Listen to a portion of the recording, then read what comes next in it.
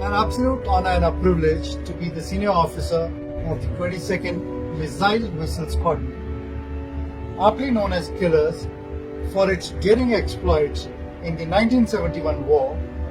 The squadron prides itself for the rich legacy inherited. On the 3rd of December, Pakistan launched multiple unprovoked attacks on Indian airfields. Admiral S.N. Nanda, the then Chief of Naval Staff, issued this military order. Pakistan has committed an unprovoked aggression against us, and our defense forces have been ordered to meet this challenge with full courage and determination.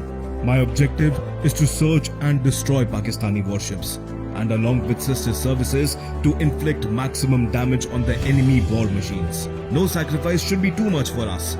Let us write a new chapter in the history of our services.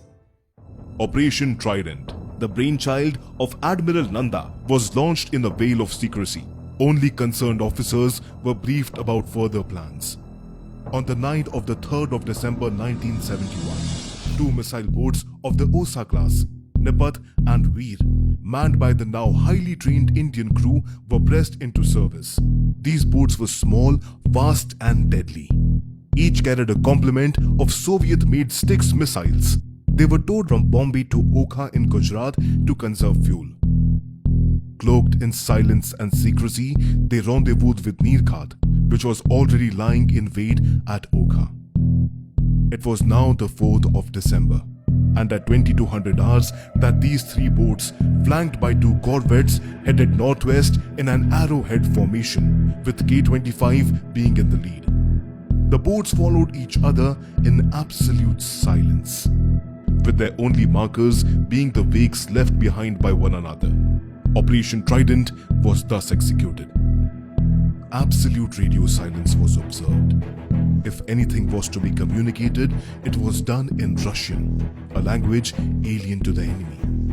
About 30 nautical miles from Karachi, Nirkhat spotted a huge blip on her radar, approaching at about 20 knots. This had to be an enemy ship. Now breaking formation and radio silence, Nirkhat's commanding officer, Lieutenant Commander Sharma, was given permission to neutralize this threat. With the target locked, Nirkhat fired her very first missile at the threat. On hitting the target, a glow was seen over the horizon by Sub-Lieutenant Devan, who was sent above on deck to report his visual sightings. This was followed by another missile also launched at the same target. The broken blip disappeared completely from Nirkhat's radar. The destroyed ship was PNS Khyber of the Pakistani Navy, which if not neutralized could have foiled the entire operation with her cannons. The Indian Navy had drawn first blood. Nirkhat then rejoined the formation, closing in on Karachi. On the outskirts of Karachi, it was now INS Nipat's turn to fire her first missile at MV Venus Challenger, a Pakistani ship carrying ammunition for Pakistan. A direct hit, followed by a huge explosion, ensured that she promptly sank. This was followed by a second missile which scored a direct hit on PNS Shah Jahan, which left her in flames. Veer then fired her missile at PNS Muhafiz, a Pakistani minesweeper. In the meanwhile, Nipat advanced towards Karachi and fired on the Kiamari oil terminals, which had a crippling effect. The killer boats were instructed to return and did so unscathed. This was considered the most audacious attack unparalleled in any modern naval history. On the way back, the crew heard three code words. It indicated that Karachi was ablaze. At high speeds, the missile boats returned without a scratch. Operation Trident was more than an absolute success. It was Indian Navy's finest hour, and to honor that, the 4th of December has ever since been celebrated as Navy Day. To gain absolute supremacy over Karachi and the Arabian Sea, on the 8th of December, Operation Python was launched at 2200 hours. It included the killer missile boat INS Vinash, along with corvettes Trishul and Talwar. Karachi and other enemy targets were once again attacked. The destruction was total, as Karachi burned for many days after that. The killers had once again proved their point against the enemy, which was now totally in ruins. On returning back to the base in Bombay, the now supercharged crews received a hero's welcome. One of the sailors painted killers on his ship. A legacy was created. The killers were born. Recognition and accolade. I feel nauseous, believe me. Never had a lot of shit come easy. Had to work hard, struggle just to be me. Had to rise up just so they could see me. Did what I had to do just to feed me, and what was left over I put towards my dreaming. But the only thing in life that has The Killer Squadron, which was baptized by fire during the 1971 attack on Karachi, continues to offer the Indian Navy the option of a rapid first strike with a very high volume of fire, which will severely impact the enemy's morale and war-fighting capability. Their motto, hit first, hit hard, not only guides their own ethos, but also spurs the other forces operating with them. The award of the President's Standard is a fitting recognition of the squadron's contribution to India's maritime security and the valor of its personnel who have and are ever ready to go beyond the call of duty to uphold the nation's honor. Jai Hind and Shah No Varuna. Missile boats, the annihilators of today, have evolved over 5 generations with time and technology. The Veer and Prabal class are the main battle machines of the squadron, and now they are proudly made in India. More firepower, larger crews, higher speeds and longer endurances. Being able to execute tasks at lightning speeds demands for the best crew with young blood. As professionals, to deliver that knockout punch, communication, coordination and execution has to be flawless. Ultimately, it's the men behind the machines that matter. Discipline and teamwork makes the impossible possible. All sea warriors lead by example, and their experience ensures that the new killer members learn the ropes and would soon take charge. Duty, honor, courage. Navy wives are pillars of support. Each is in command of her ship-shape home. What enables the killers to live up to these values are their family. Karmarne vadikaraste ma phaleshu kadachan. This shlok from Gita exemplifies the legacy and devotion of the Killer Squadron in service of our nation. The gallant action of the Killer Squadron in 1971 war brought glory to the Indian Navy and the country. Endowed with this rich legacy, the squadron is renowned in the Navy for its young blood, daring skills, courage and a die-hard spirit. Their heroism continues to inspire the present and the future generations alike. The award of President's Standard is indeed a proud moment for the squadron and a fitting recognition of their role in safeguarding maritime interests. Being the CNC West and an ex-killer myself, I am happy to be part of this momentous occasion.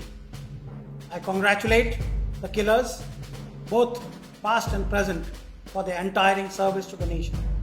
And I wish them success in every operation. May they always be victorious in combat. Jai Hind.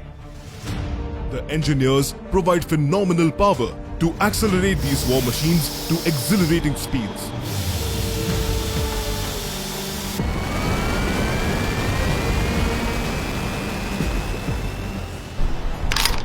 The killers are lethal instruments of destruction.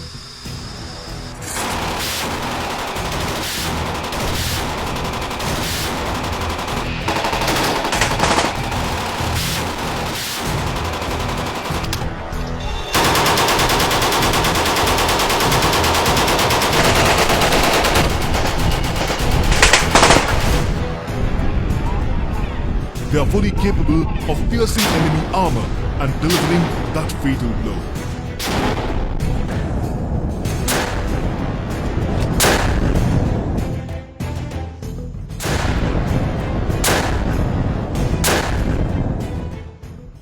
Killers have been on the prowl for 50 years and have been doing a phenomenal job in safeguarding our seas and keeping the enemy at bay by searching, locating and destroying any potent threat to the nation.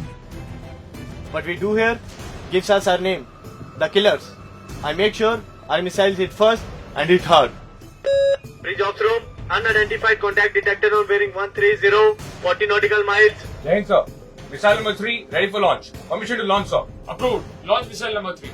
Launching missile number 3. Now. Now.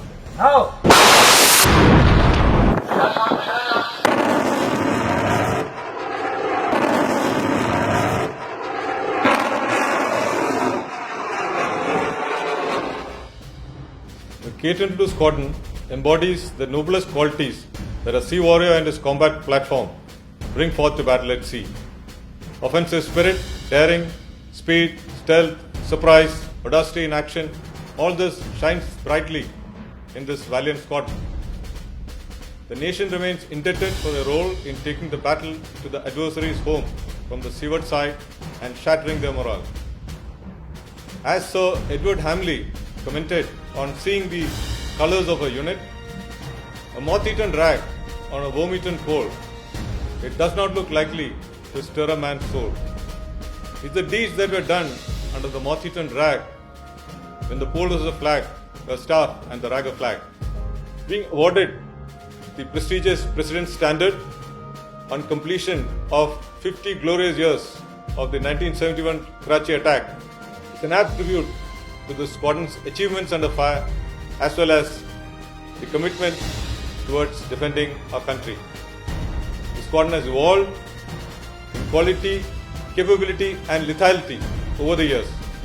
I take the opportunity to congratulate and thank the entire K-22 family, both past and present, for the stellar role they have played in our country's history. Jai Hind.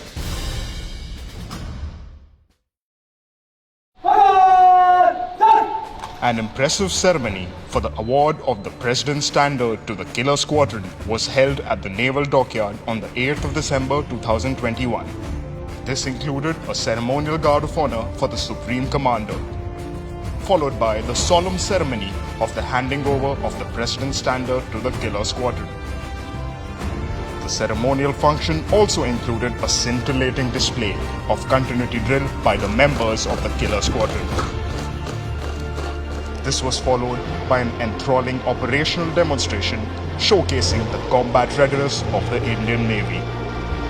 The award of the President's Standard to this formidable squadron is a well-deserved tribute to the men who over the years have rendered yeoman service to the nation. The ceremony concluded with the national anthem, which once again stirred patriotic feelings and rekindled the spirit of the Killers.